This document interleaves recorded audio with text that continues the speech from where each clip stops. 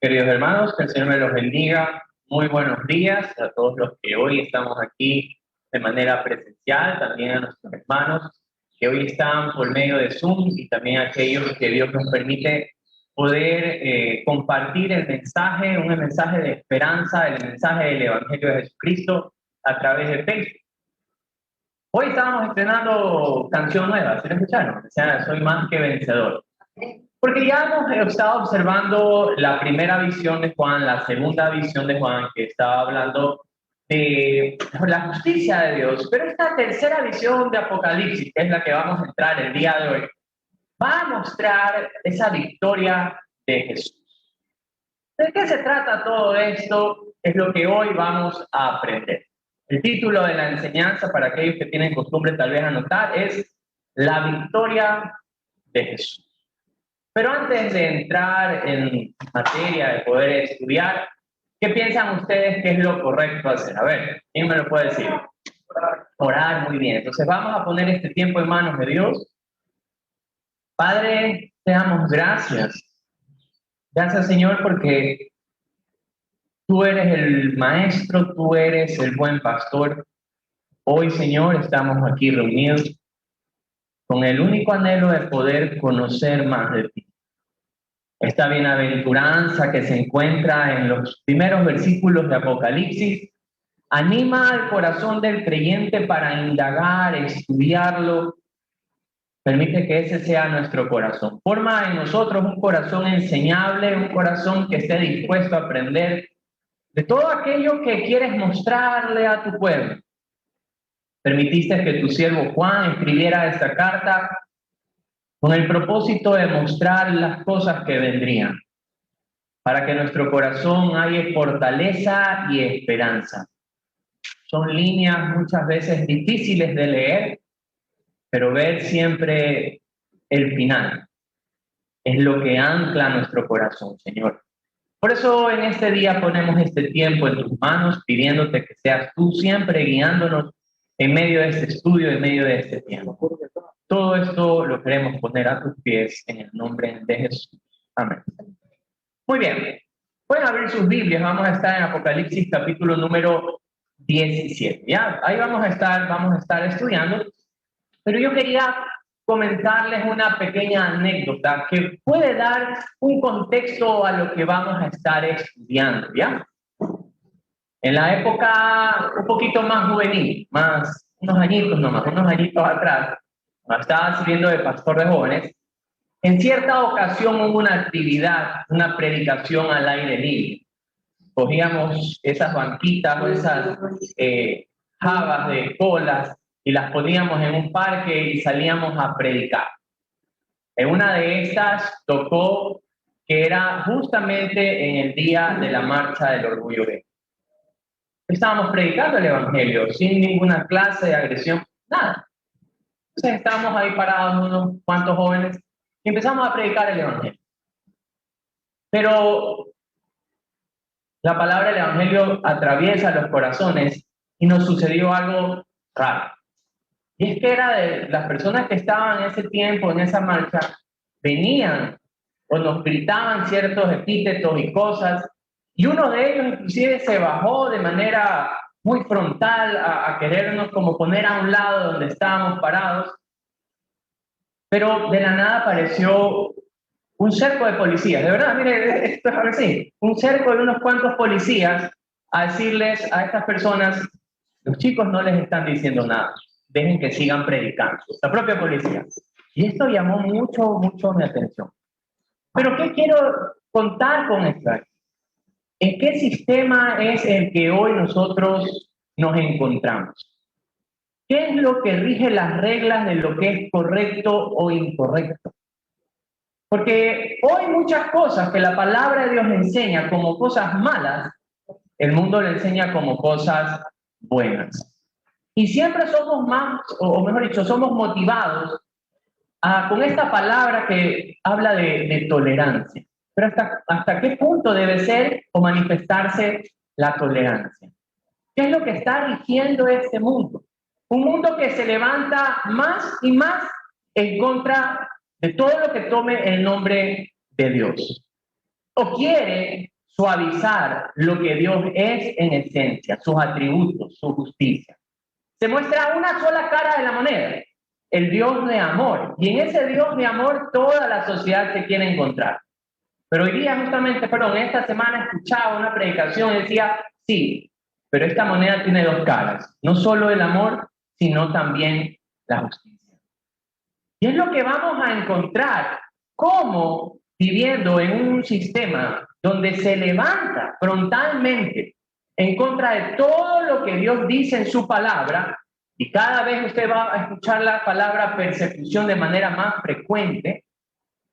¿Cómo es que los cristianos, cómo es que la Biblia nos muestra que va a haber victoria?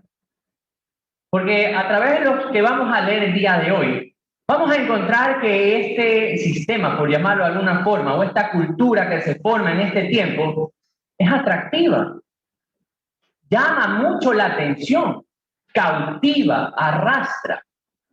Entonces, ¿cómo en medio de esto la iglesia va a encontrar su victoria? Y ahí es donde nosotros vamos entonces a leer los primeros versículos y vamos a estar en Apocalipsis capítulo 17, versículos del 1 al 6, y vamos a ver este personaje que aparece aquí, ¿ya? Llamada la Gran Ramera, otros también, luego se le llama Babilonia. Vamos entonces a los primeros 6 versículos y la palabra de Dios dice así. Apocalipsis 17, el último libro de su Biblia, ¿ya? Dice la palabra de Dios. Vino entonces uno de los 7 ángeles que tenían las 7 copas y habló conmigo diciendo, ven acá y te mostraré la sentencia contra la gran ramera, la que está sentada sobre muchas aguas, con la cual han fornicado los reyes de la tierra y los moradores de la tierra se han abrigado con el vino de su fornicación. Y me llevó en el espíritu, ¿a dónde? ¿Qué dice el texto? Al desierto. Entonces esta visión está desde el desierto. Y vi a una mujer sentada sobre una bestia escarlata, llena de nombres de blasfemia, que tenía 7 cabezas y 10 cuernos. Y la mujer estaba vestida de púrpura y escarlata, y adornada de oro, piedras preciosas y de perlas. Y tenía en la mano un cáliz de oro lleno de abominaciones y de la inmundicia de sus fornicaciones. Y en su frente un nombre escrito, un misterio. Babilonia la grande, la madre de las rameras y de las abominaciones de la tierra. Vi a la mujer ebria de la sangre de los santos y de la sangre de los mártires de Jesús. Y cuando la vi, mire la sensación que tuvo Juan, quedé asombrado con gran asombro. Era imponente lo que estaba viendo, estaba viendo el resultado de esta opulencia, de esta visión, hablando de esta gran ramera, como le llama la escritura, o Babilonia. Se muestra atractivo, por eso yo decía, los enemigos que observamos del Señor, porque vamos a ver de alguna forma esta batalla entre los enemigos del Señor y el Señor. Y estas de aquí se muestran de manera muy atractiva, pues ya lo vamos a desglosar de manera muy poderosa. Ahora, vamos a ver ciertas cosas, ¿ya? Los que les guste anotar, anoten lo siguiente. Vamos a ver la extensión en la que lleva a cabo esta mujer que describe la escritura, su opulencia. Vamos a ver también qué clase de religión practica, cuál es su poder, cuál es su odio también. Entonces, cuando estábamos observando a Babilonia aquí, ¿cuál es su extensión? ¿Qué es lo que dice el texto?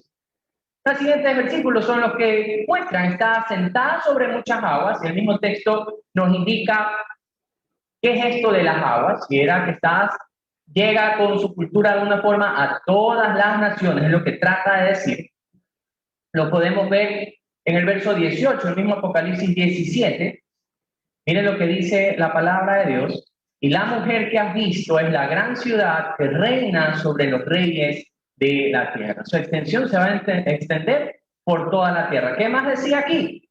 que han fornicado todos los reyes de la tierra con ellos. Hay esta clase de unidad con todos los gobernantes alrededor del mundo, con esta gran ciudad, como se le llama. Dice que los moradores de toda la tierra se han embriagado con el vino de su fornicación. ¿Qué quiere decir con esto? Y habla sobre el dominio que esta gran ciudad tiene sobre el mundo entero. En la época de Alejandro Magno hay algo muy interesante. A él se lo conoció como el líder que extendió una cultura alrededor de todo el mundo. Eso fue lo que hizo Alejandro Magno en su gobierno. Cómo se extendió la cultura griega alrededor del mundo. Y eso es lo que esta gran ciudad va a tener. Cómo se extiende sobre todo el mundo. Cómo su cultura se extiende sobre todo el mundo. Hablemos un ejemplo tal vez más entendible en nuestra época. La cultura americana. ¿Ya? A ver, ¿por qué nosotros utilizamos jeans? ¿Por qué no usamos alpargata? ¿Por qué no usamos tal vez un poncho? ¿Por qué? Si esa es nuestra raíz. ¿De dónde lo obtenemos nosotros? De la cultura, ¿verdad? Yo recordaba, mi hija me preguntaba, papá, ¿cuál era tu serie favorita de pequeño? Recuerda cuál era su serie favorita de pequeño. ¿Sabe cuál era la mía? Supercampeones. Supercampeones. Yo sé que salió hace poco nomás, ¿ya? Pero yo salía viendo Supercampeones y pensaba que era el Oliver Atom, ¿verdad? Y usted veía que todos los peladitos nos cortábamos el pelo tal como el Oliver, nos lanzábamos al piso tratando, por más maleta que hayamos sido, queríamos ser de esa manera. En mi época también era Salvado por la Campana. Y en esa época, no sé, tal vez los que tengan mi edad, o se acuerdan los padres de los que nos vieron crecer, estaba de moda el corte honguito. ¿Se acuerda de ese corte? Era esto largo y aquí corto, ¿verdad? Entonces, esas clases de cosas influyeron también, en mi caso, hablando de mí. Imagínense este pelo churrudo, hecho, literalmente parecía el honguito de Mario Bros. Con estas cosas así, pero eso influyó en mi manera de hablar, en mi manera de vestir. La influencia de esta gran ramera se extiende sobre todo. Hoy en día es un poco más fácil por la velocidad en la que viaja la comunicación. ¿Cuántos aquí tal vez tienen Netflix? ¿O saben lo que es Netflix? Creo que la mayoría, ¿verdad?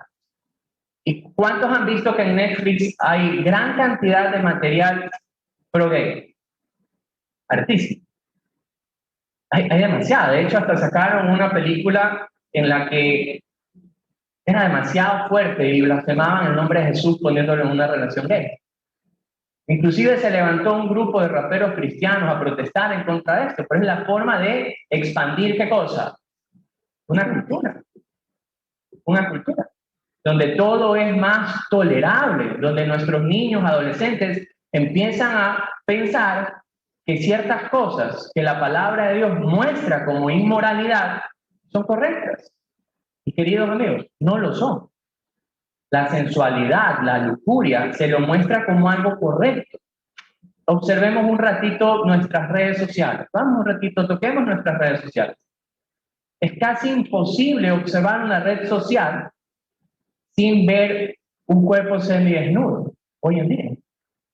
Entonces, ¿qué es lo que marca en nuestra cultura? Los cantantes de nuestra cultura marcan eso. En mi época era pégale, azótala, mátala. Esas eran las canciones. Hoy en día son peor, dirían en el campo. Pero todo eso empieza a traer una influencia. ¿Sobre quién? Sobre el mundo entero. Usted va a Ecuador y lo observa. Usted va a China y la observa. Donde sea que vaya, la cultura se empieza a expandir. Una misma cultura. ¿Qué más vemos? La cultura europea liberal. Empieza algo en Europa. Vamos a apoyar a la liberación de las mujeres sobre su cuerpo. Y esas libertades de pro aborto, de matar a un niño en un vientre, se establece allá y se establece en el mundo. Y usted ve cómo en Argentina, en Ecuador, en Bolivia, en todas partes empieza a levantarse esta cultura tan liberal y a aprobar cosas como las que les estoy comentando. Y eso es lo que afecta a una cultura entera. Ahora, Ya vemos su extensión, su opulencia. ¿Cómo la describe la palabra de Dios a esta gran ciudad, a esta gran ramera? Dice la palabra, vestida de púrpura y escarlata. Y esto me llamó la atención porque los tintes para elaborar estos colores eran difíciles de conseguir, era algo caro. Entonces se va a mostrar como algo grandioso. En cierta ocasión en la universidad me preguntaron, ¿en qué banco te quedarías? Así me hicieron la pregunta, un profesor de economía me decía, ¿en qué banco tú te quedarías?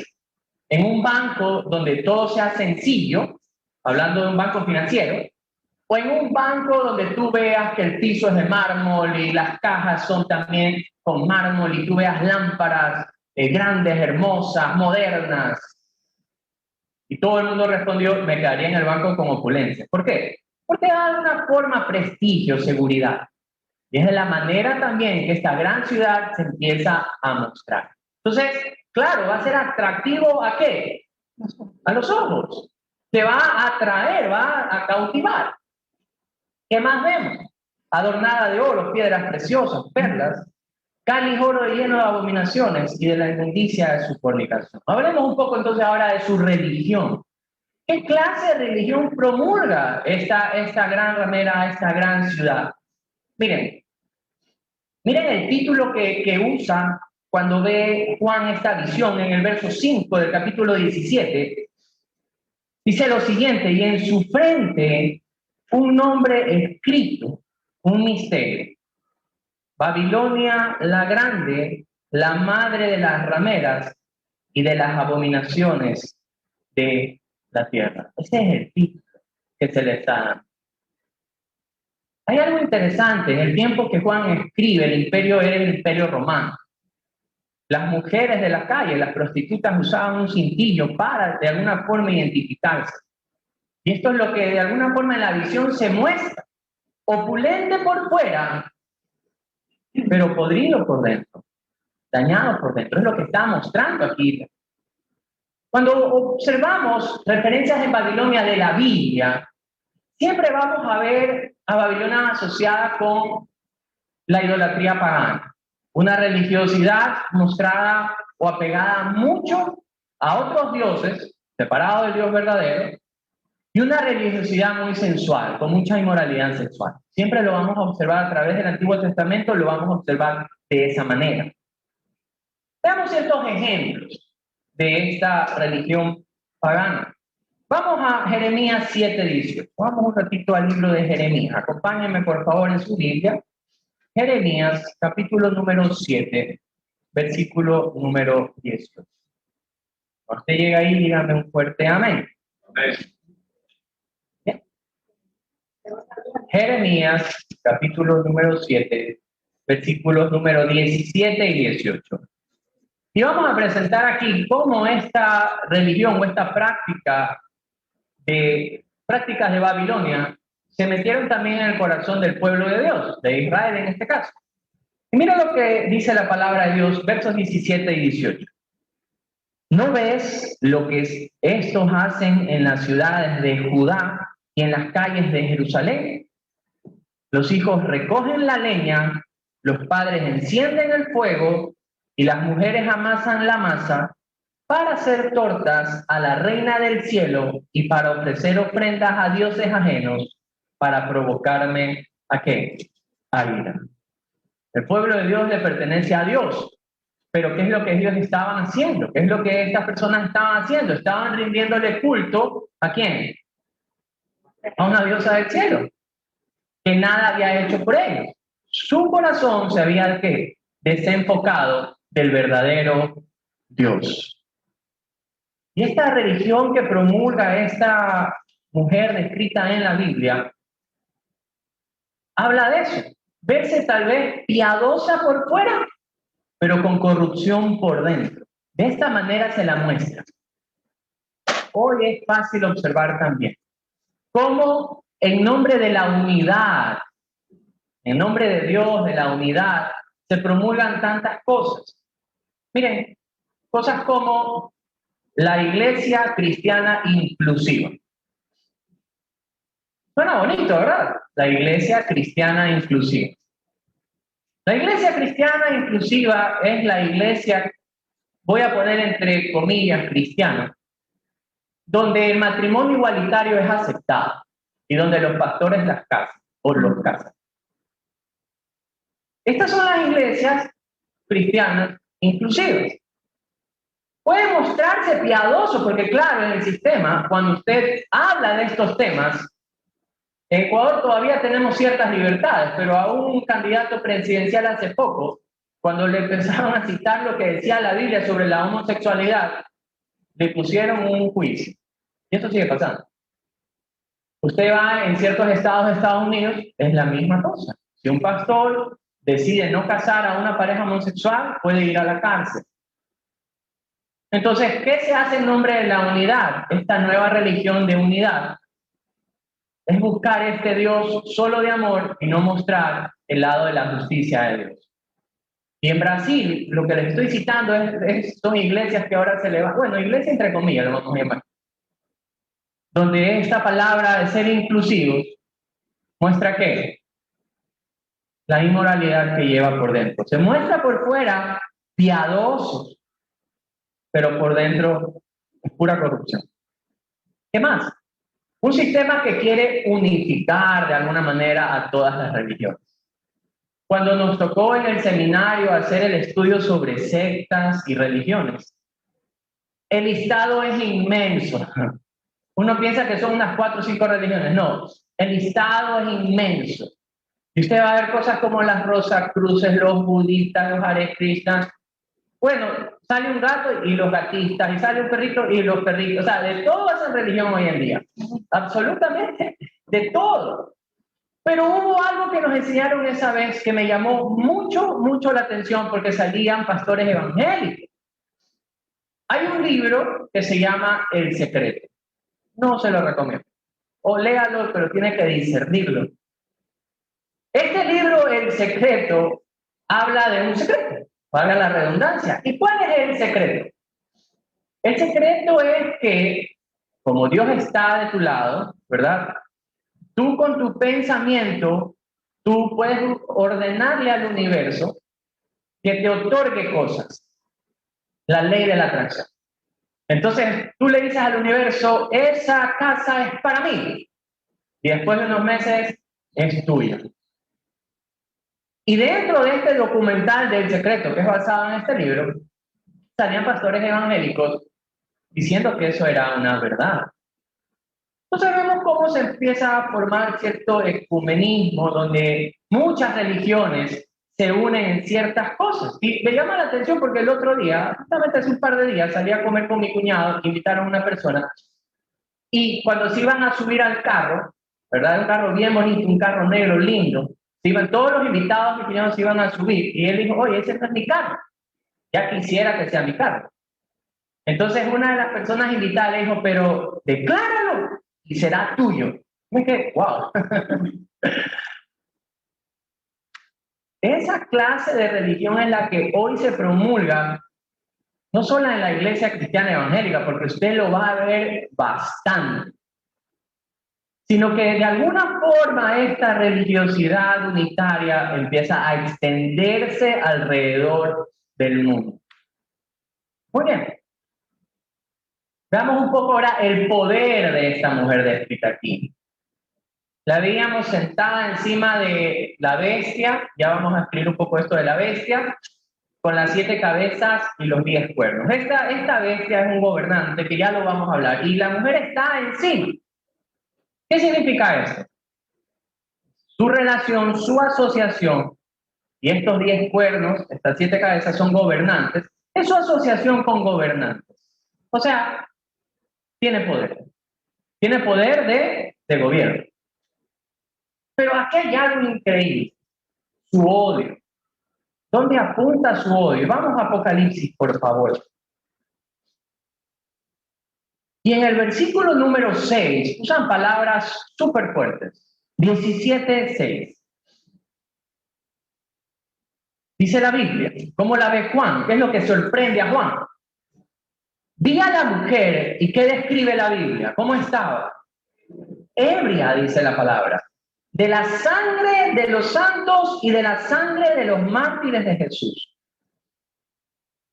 ¿Hacia dónde apuntaba entonces su malestar, su odio? ¿Quiénes son los santos? Esto hay que saberlo bien. ¿Quiénes son los santos? Mire, un santo, querido hermano en Cristo, no es una estatuita guindada. A veces parecemos estatuitas guindadas por lo poco que podemos hacer.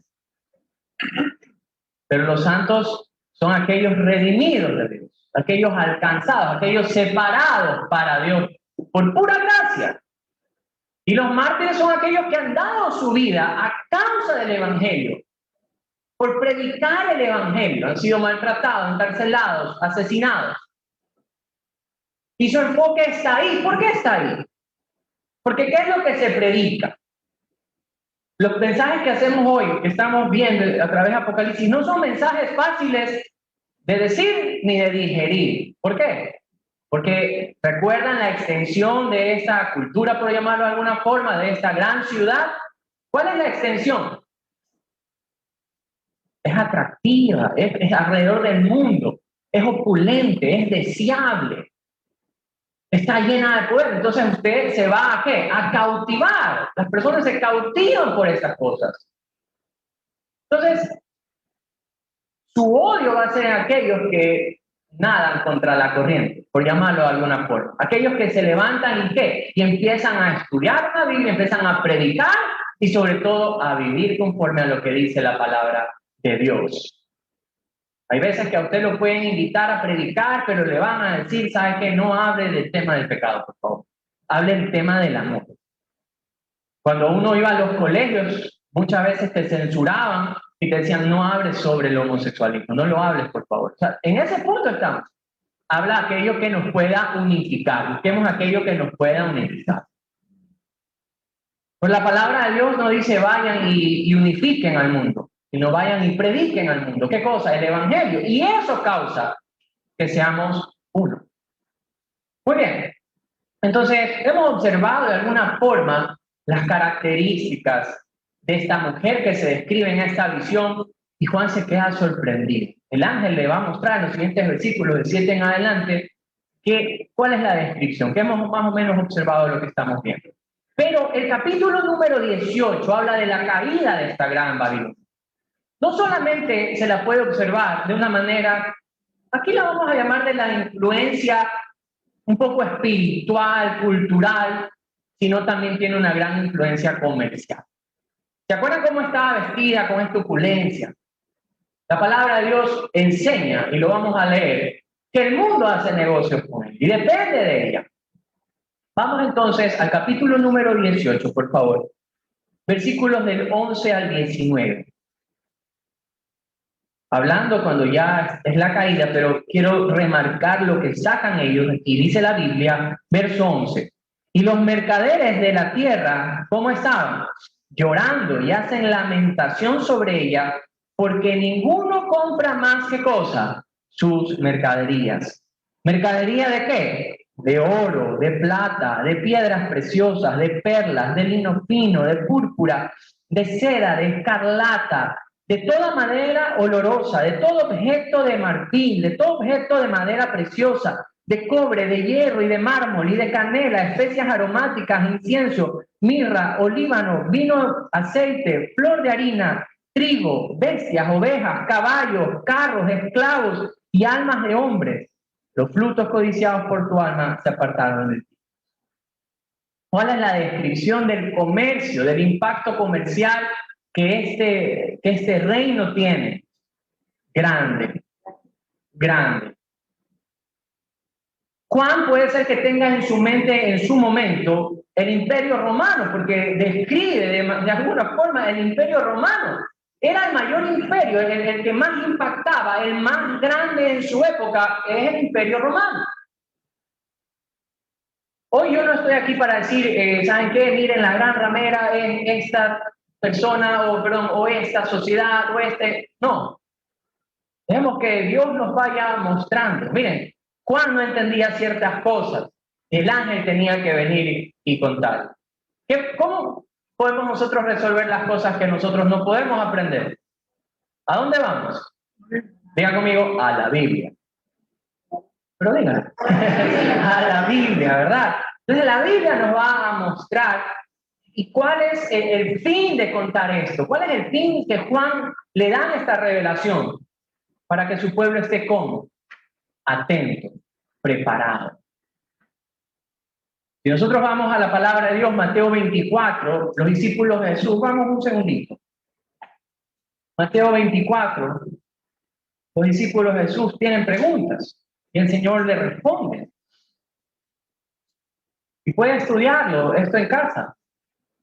Dice la Biblia, verso 1 en adelante, cuando Jesús sale del templo y se iba, se acercaron sus discípulos para mostrarles los edificios del templo.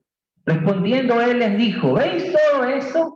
De cierto os digo que no quedará aquí piedra sobre piedra que no sea derribada.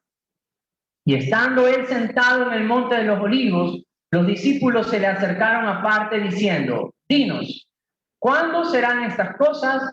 ¿Y qué señal habrá de tu venida y del fin del siglo? Y Jesús responde, mirad que nadie os engañe. Y empieza a lo que se le llama el sermón escatológico.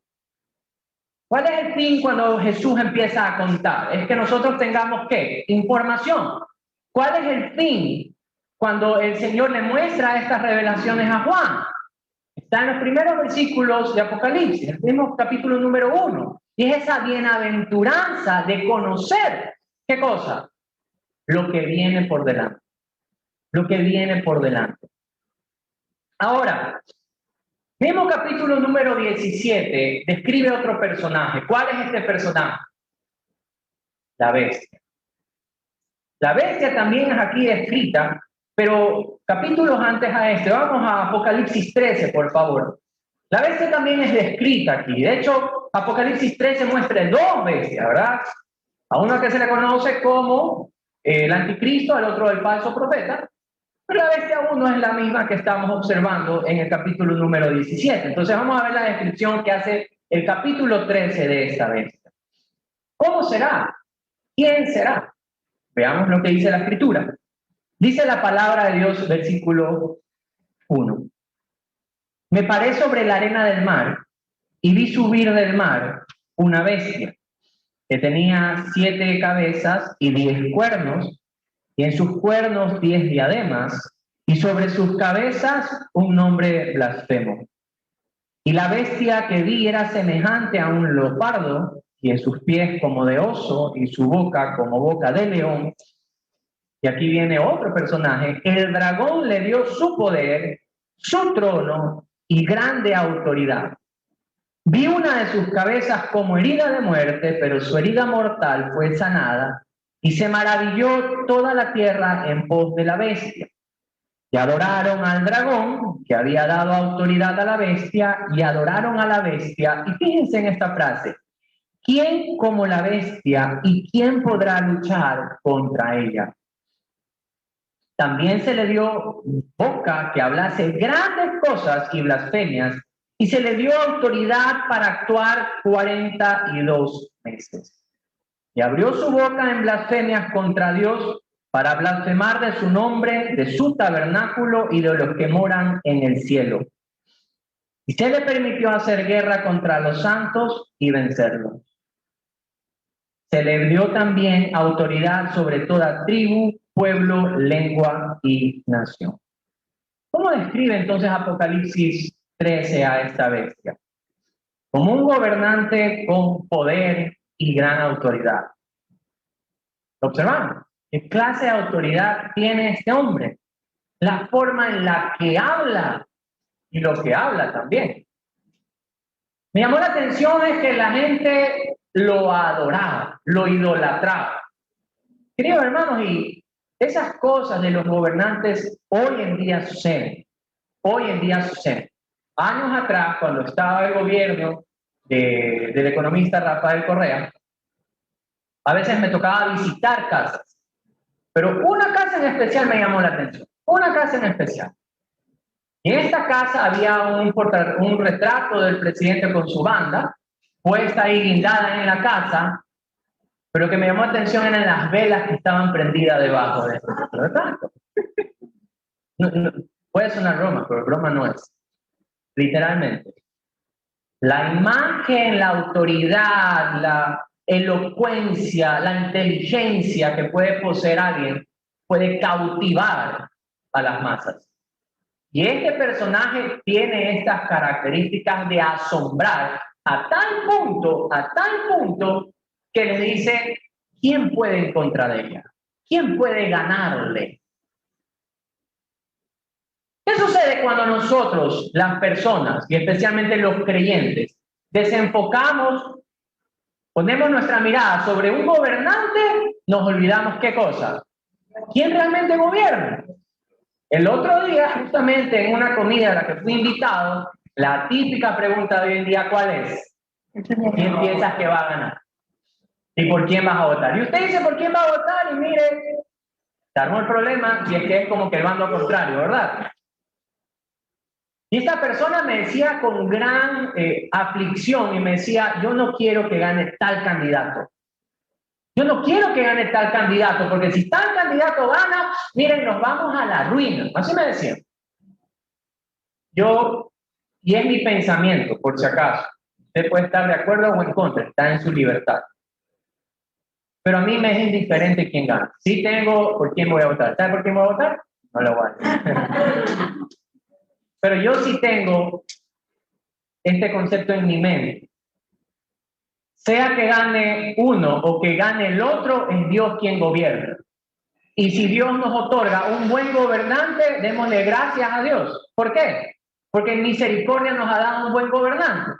Y si nos da un gobernante malo, ¿saben qué? Hay que humillar el corazón, porque nos merecemos entonces un mal gobernante. ¿Por qué? Porque nuestro corazón ha estado alejado de Dios. Es que de esa manera no podemos desenfocarnos de quién es realmente el que tiene todo poder, todo dominio, el que gobierna sobre todo gobierno. Es Dios. ¿Amén o no amén? Muy bien. Entonces vemos esto de aquí, vemos este gobernante mundial con poder, autoridad, elocuente, adorado, esta frase, ¿quién como la bestia? ¿Quién podrá contra ella? Y mire, se le da una autoridad de irse en contra de quiénes, de los santos. ¿Y qué? Y vencer. Porque la sal, la luz estorba. La sal, la luz estorba. ¿Cuántos de aquí a la medianoche nos hemos levantado y hemos tenido que prender la luz del baño? ¿Cómo hace usted? ¿Se ha visto? Es horrible, la luz estorba. Y como la luz del Evangelio estorba, claro, gobernante en contra de Dios va a querer eliminar ¿qué cosa? La luz. ¿Y qué va a pasar? Lo que va a pasar es que va a vencer. Pero ojo, muy momentáneamente. Y depende de los ojos que mires y a través de cómo lo mires. Porque va a aparecer, va a dar la sensación de que sí, de que está en control, de que está en dominio, de que no hay nadie en contra de él y va a vencer, es lo que dice la Escritura. Miren esto en Apocalipsis 17, ¿qué clase de gobernante es esta bestia? 17, versículo número 2 en adelante. Aquí se da un poco el entendimiento de las 7 cabezas, de los 10 cuernos. La misma Biblia nos dice qué es. Miren esto aquí. Los 10 cuernos que has visto, el ángel está diciendo que eran, los 10 cuernos que has visto son 10 reyes. Y aún no han recibido reino, pero por una hora recibirán autoridad como reyes juntamente con la bestia. Estos tienen un mismo propósito y entregarán su poder y su autoridad ¿a quién? A la bestia. Todos estos reyes, líderes, presidentes, como usted le quiere llamar, todos ellos van a coger y dicen, ¿sabes qué? Que uno solo gobierne y ese gobernará. O sea, no va a haber nadie más poderoso que este personaje en este tiempo. Nadie más poderoso. Yo me hice una pregunta. ¿Qué es lo que esta gran ciudad o la gran ramera con esta bestia que está mostrando el gobernante que va a ser, qué es lo que tienen en común? Observemos qué es lo que tienen en común. Apocalipsis 17:6, observamos a esta mujer ebria de la sangre de los santos y de la sangre de los mártires de Jesús.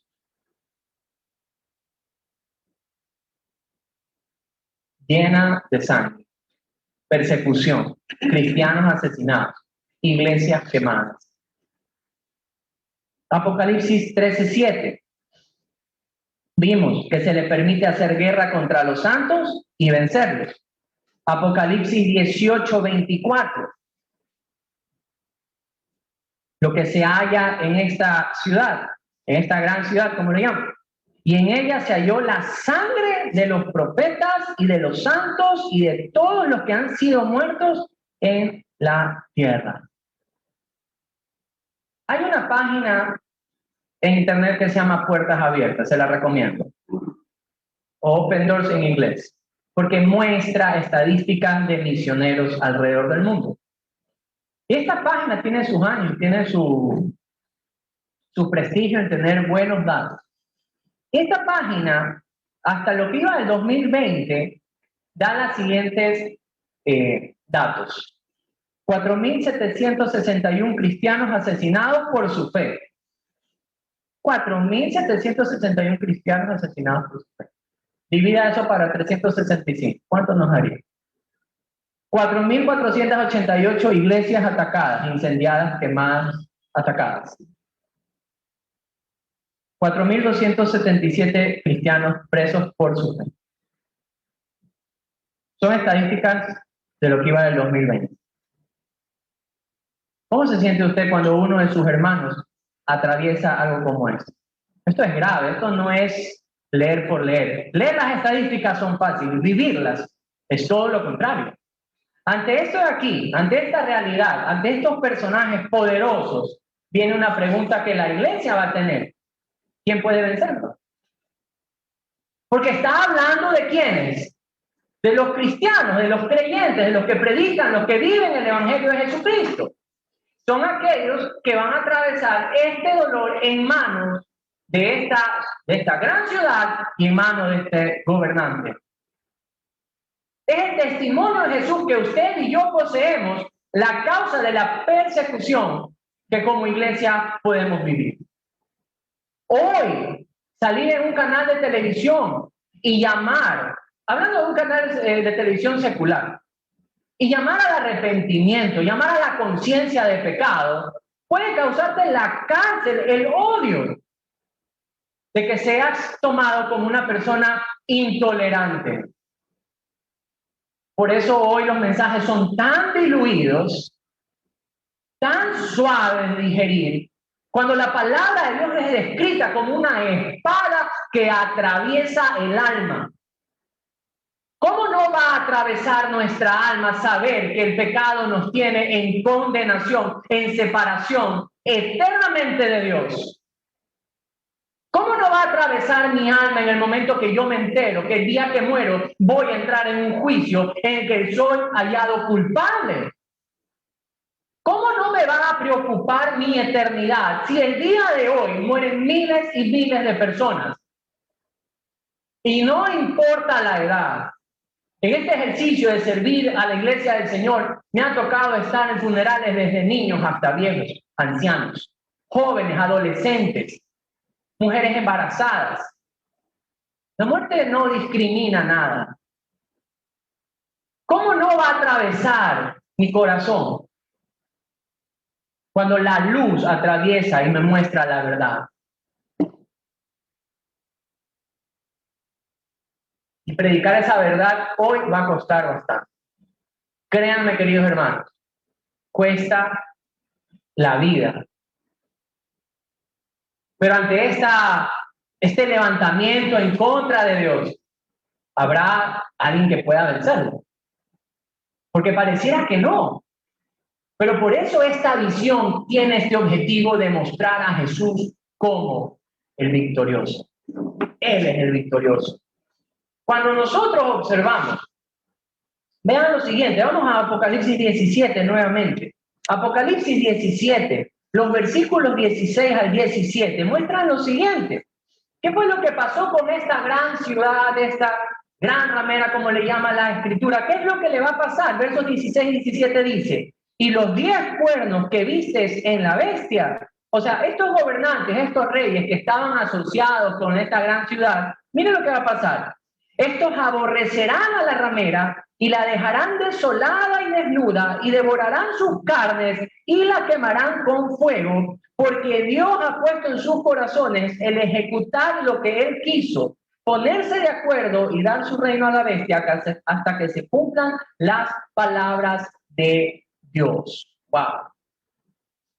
Entonces, estos mismos que estaban asociados, llevándose de la mano, y esto se ve hoy en día con los políticos tomándose el nombre de Dios en vano, tomándose a pastores, curas, de todo, ¿para qué? Para mostrar una piedad externa que muchas veces no poseen internamente. Y una vez que llegan al poder, ¡sac! Te fuiste aquí. Se usa mucho la religión. Esto es lo que está pasando aquí con estos gobernantes, asociados con esta gran ramera, como se le dice. Estos mismos reyes son los que van a destruirla. Me gustó ver el proceso de su caída. ¿Cuál es el proceso de la caída y que se aplica a todos los hombres? Vengan un ratito conmigo, por favor, a Proverbios 16, 18. Miren lo que dice el libro de Proverbios 16, verso 18. Proverbios 16, verso 18 dice lo siguiente. Antes del quebrantamiento es la soberbia y antes de la caída la altivez de espíritu. Entonces, esta mujer estaba altiva. ¿Cómo lo sabemos? Veamos lo que dice el capítulo 18, versículos del 6 al 7. No, Apocalipsis 18, versículos del 6 al 7. ¿Ya? Al final. Dice la palabra de Dios, dadle a ella como ella os ha dado, y pagarle el doble según sus obras en el cáliz en que ella preparó bebida, prepararle a ella el doble. Cuando ella se ha glorificado y ha vivido en deleites, tanto darle de tormento y llanto, porque dice en su corazón, aquí se jacta, yo estoy sentada como reina y no soy viuda y no veré llanto.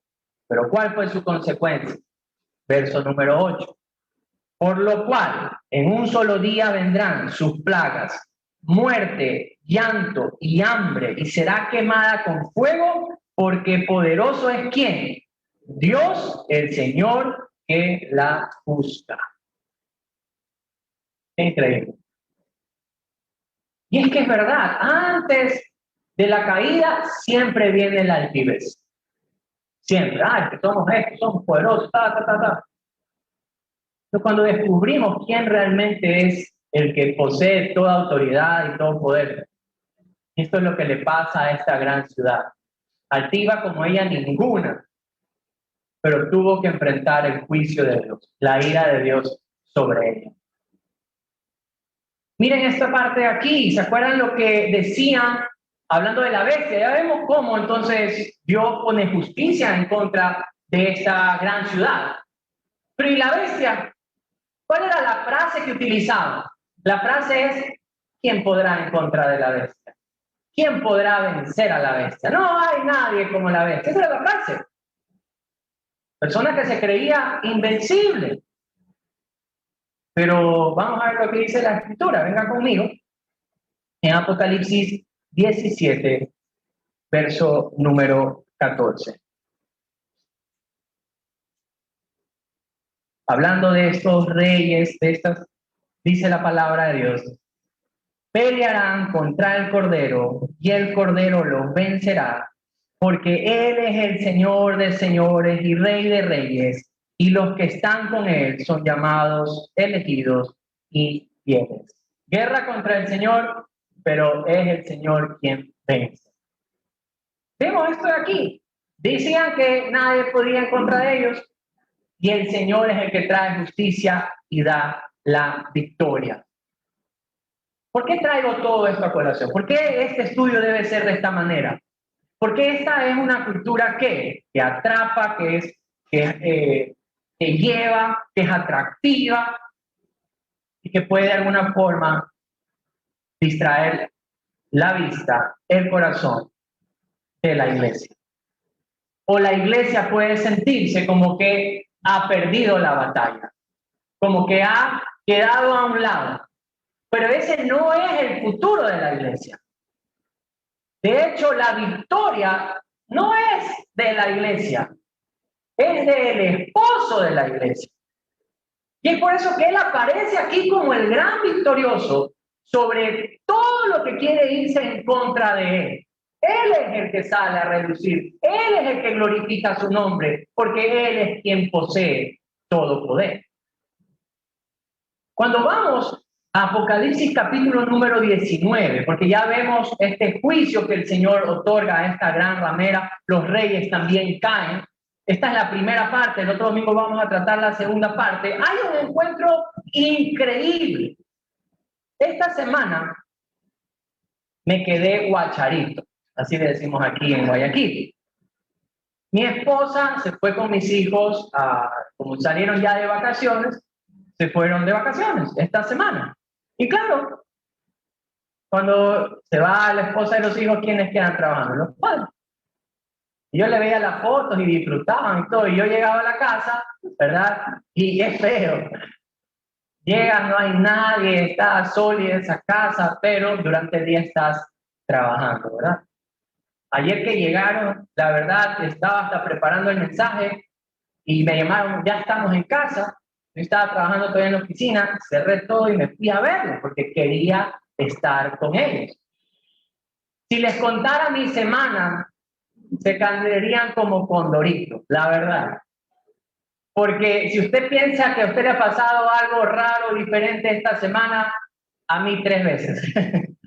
¿Qué no me ha pasado esta semana? De todo, hasta de hecho, ahorita que íbamos a venir para acá, en el carro que nosotros tenemos, hace un mes cambié la batería y quise prender el carro y no me prendió el carro. Tuve que conseguir otro carro para hacer. ¿Qué no nos ha pasado esta semana? Pero el encuentro que tuve con mi esposa y mis hijos fue algo maravilloso. La iglesia va a atravesar dolor, dificultad, gran oposición, persecución, muerte. Tendremos que morir o ver morir a compañeros de la fe, del ejército del Señor, predicadores, hombres, mujeres que están dando su vida. Y sí, puede sentirse o haber una sensación de que estamos perdiendo la batalla. Cada vez que la iglesia predica la verdad, cada vez es abucheada. Sí, muchos vienen a la fe en Jesucristo y hay que darle gloria y honra a Dios. Pero la mayoría de personas no desean el evangelio, desean un evangelio diluido. Entonces, esta predicación del evangelio puede ser que se vea como una pérdida a manera general. Pero Dios no es perdedor. Todo lo contrario. Y cuando Dios sale ahora como victorioso y aplica justicia, ¿cómo le recibe? ¿Cómo le recibimos? Mi hija que está aquí hoy día salió creo que sin zapatos, ayer cayó ceniza, recién salía de la ducha, se botó, me abrazó, papá. Es hermoso. ¿Cuál es su expectativa de encuentro con Dios? Deje que Apocalipsis 19 sea una guía para nuestra expectativa en nuestro encuentro con Dios, con el victorioso. Dice la palabra de Dios, verso número 1 del capítulo 19 de Apocalipsis. Después de esto, vemos los juicios que el Señor otorga. Después de esto, oí una gran voz de gran multitud en el cielo que decía, mira la palabra que usa aquí, aleluya, salvación y honra y gloria y poder son del Señor Dios nuestro, porque sus juicios son verdaderos y justos, pues ha juzgado a la gran ramera que ha corrompido a la tierra con su fornicación y ha vengado la sangre de sus siervos de la mano de ella. Verso 3, y otra vez dijeron, aleluya, esto es un cántico, esto es una exaltación. y el humo de ella sube por los siglos de los siglos. Y los 24 ancianos y los 24 seres vivientes se postraron en tierra y adoraron a Dios que estaba sentado en el trono y decían amén y aleluya. Y salía del trono una voz que decía, alabad a nuestro Dios, todos sus siervos y los que les teméis, así pequeños como grandes. Y oí una voz de una gran multitud, como el estruendo de muchas aguas, como la voz de grandes truenos que decía, aleluya, porque el Señor nuestro Dios Todopoderoso, grabe esto en su corazón, reina. Gocémonos y alegrémonos y démosle gloria, porque han llegado las bodas del Cordero y su esposa se ha preparado y a ella se le ha concedido que se vista de lino fino, limpio y resplandeciente, porque el lino fino es las acciones justas de los santos. ¡Wow! Un grito de júbilo. Escuchaban las iglesias un poquito más pentecostales. Y grito de júbilo. ¿Y cómo hace la iglesia? No, eso no es, eso es grito de desmayo, hermano. Eso es grito de no he desayunado como 4 días. Cuando uno dice grito de júbilo, ¿cómo es el grito? Yo no sé dónde he escuchado un grito de júbilo, pero eso tampoco es un grito de exaltación, de anhelo, o sea, de algo frenético. Algo que se sale de tu corazón, algo que has estado esperando ver, algo que has deseado con todo tu corazón, con toda tu alma, con todas sus fuerzas. Sé que atravesar tiempos como estos, la novia del Cordero va a ser tratada igual que el Cordero, despreciada. El Cordero aquí en la tierra fue despreciado al punto de llevarlo al asesinato. Y la esposa del Cordero también va a atravesar situaciones como esas. Pero en su encuentro, este Cordero, este novio, todo resplandeciente, se encuentra con una iglesia tal como él es. Ese es el encuentro. Por eso ustedes ven esta exaltación. Lo pone como las bodas del Cordero, la cena de las bodas del Cordero. ¿Cómo era en ese tiempo? Pongamos en contexto rapidito. ¿Cómo era el matrimonio? Había el desposorio, donde legalmente usted ya estaba casado, pero todavía no se unían. ¿Qué iba a hacer? El hombre regresaba a la casa del padre a preparar, cosa que hoy día los jóvenes no hacen, pero yo creo que es una buena enseñanza, a preparar casa, lugar donde habitara. ¿Con quién? Con su esposa. Mientras ese tiempo pasaba, la esposa se preparaba, ¿para qué? Para recibir ¿a quién? Al esposo.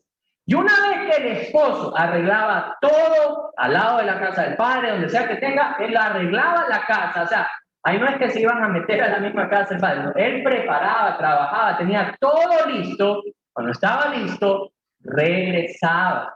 Y con él sus amigos. Y alegre porque ya se iba a casar, ya se iba a unir, ya, ahora sí ya iban a vivir juntos. Y cuando llegaban, ¿estaba quién? La esposada, la esposa, la esposa legal ya. Y regresaban, porque ya habían tenido todo preparado. ¿Para qué? Para que la esposa viva junto a él. Esta es la imagen. Y esa cena, hablando ya de los judíos, era la cena más alegre que existía. No había cena como la cena de unas bodas. Y es así como se nos presenta. Jesús viene. Nos vamos a encontrar con el Señor. Vamos a atravesar dificultades, dolor, persecución, muerte, sí. Pero yo no me imagino un encuentro con Dios como el primer grito que dimos. ¡Oh! ¡Ay, llega! No. Es un encuentro entre un esposo victorioso y una esposa preparada. Guárdese en su corazón. El encuentro de Jesús con su iglesia es de esa manera. Un esposo victorioso y una iglesia preparada. Veía lo de los linos finos, las obras justas de los santos. Quisiera concluir. Ante este sistema poderoso en que vivimos hoy, necesitamos recordar 3 palabras que quisiera que guardemos. 3 palabras. Dígala conmigo. ¡Huya! No, pero dígala como yo lo voy a decir para que se lo guarde. ¡Huya! Paciencia. Alaba. ¡Huya! ¿Te escuchaba cuando dicen fuera ya? ¡Huya! Paciencia. Alaba. Cuando hablamos de huye, hablamos de mantenernos puros. Recuerden cómo son las bodas, ¿verdad? ¿Cómo son las bodas? Ah, me voy a poner el short, la camisa. No, no, no. El lino fino. Aquí la hacemos de blanco, ¿verdad? Es mantenerse puro. Miren la advertencia de Apocalipsis 18. Vamos un ratito, versículo número 4. Esta es la advertencia que se le da a los que están viviendo ahí. Y es, y oí otra voz del cielo que decía, salid de ella, pueblo mío, para que no seáis partícipes de sus pecados, ni recibáis parte de sus plagas, porque sus pecados han llegado hasta el cielo y Dios se ha acordado de sus maldades. Esa es la instrucción. Oye, díganme conmigo, oye, es que hay que huir de esto. Miren, esta cultura sensual, promiscua, tenemos que huir de eso. Esta tolerancia a todo. No, no, hay que tener el carácter bien puesto. Si yo soy creyente, sé lo que es bueno y tengo que caminar de la manera en la que creo. Puede ser que duela el mensaje, pero es necesario. Muchas veces es necesario. No hay que ser indolente, intolerable, en la forma de que yo soy más que otro, jamás. Pero tampoco no ir con la corriente, sino huir de esto de aquí. ¿Cuál era la segunda? No, no era paciencia, era paciencia. ¿Por qué lo digo así como paciencia? La palabra cuando se traduce de paciencia es como soportar con paciencia la prueba. En el griego la traducción sería esa, como esta paciencia que se extiende a lo largo de la prueba. ¿Por qué? Apocalipsis 22, por favor. 6 y 7. ¿Por qué debemos de tener paciencia en medio de la tribulación, en medio de la dificultad, en medio de esta cultura que sí nos va a querer desviar de Dios? Porque mire lo que dice la palabra de Dios. Y me dijo, estas palabras son fieles y ¿qué? Y verdaderas. Y el Señor, el Dios de los espíritus de los profetas, ha enviado su ángel para mostrar a sus siervos las cosas que deben suceder pronto. Y mire lo que dice aquí. He aquí, vengo pronto. Bienaventurado el que guarda las palabras de la profecía de Cristo. Entonces, la paciencia debe de extenderse en la vida ¿de quién? De los creyentes. ¿Y cuál es la última palabra? Alá. ¿Cuál era? Huye. Paciencia. Alaba. ¿Por qué? ¿Por qué vamos a alabar? El capítulo 19, versículo número 1 y 2. Es este hermoso encuentro con nuestro Dios victorioso.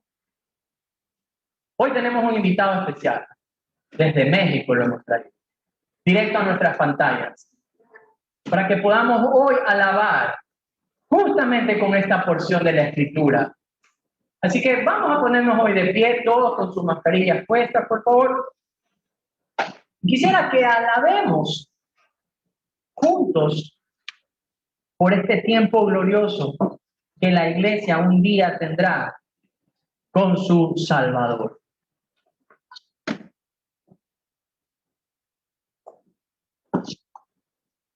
¿Ya lo tenemos?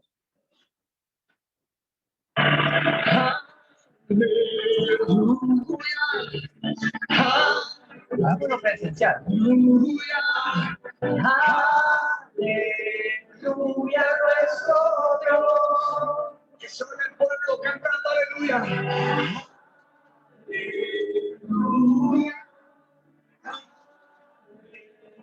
Aleluya.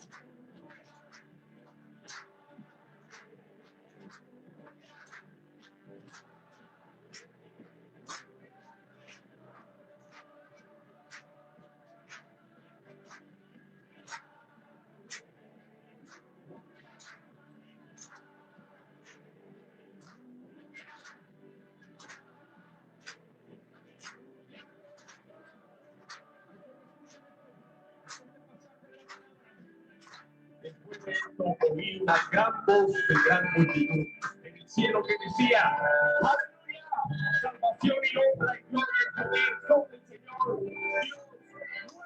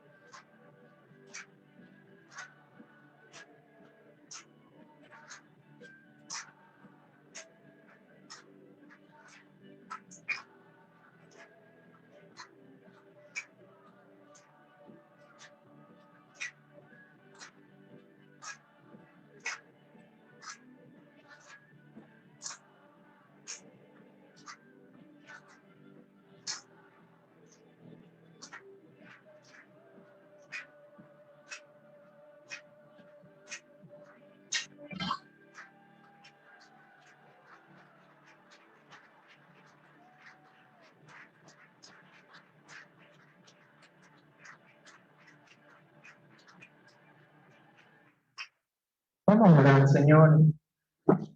Este mensaje, el mensaje que traes a través del libro de Apocalipsis, muestra esta esperanza que es la que ancla nuestro corazón, Señor. Vemos que muchas cosas pueden traer temor, distracción a nuestra vida. Ayúdanos a huir de eso, a tener conocimiento de todas aquellas cosas que tu palabra nos revela, nos muestra, para que el camino que nosotros sigamos sea aquel camino de justicia, aquel camino de santidad, sabiendo que si podemos transitar por esas vías es solo por tu gracia, porque tú fortaleces a tu iglesia para que podamos vivir de esa manera. Ayúdanos a ser pacientes. Señor, tu promesa es: vienes pronto. Y tu justicia viene contigo, pero tu salvación, Señor, ese encuentro glorioso entre tú y tu iglesia, entre tus redimidos, se consumará, será verdad, Señor. Ayúdanos a ser pacientes. Ayúdanos a tener esa actitud de alabanza, de que en medio de todo tiempo nuestros labios exalten tu nombre, nuestra vida exalte tu nombre. ¿Cómo no agradecerte, Señor? Tú eres bueno. Y aquí como estamos ahí, cerraditos los ojos, cantemos una última vez, solo, sin música, esa frase que estábamos ahí cantando. Aleluya, aleluya, aleluya, nuestro Dios. Gracias, Señor. Gracias por este tiempo hermoso que tú nos regalas. En el nombre de Jesús. Amén.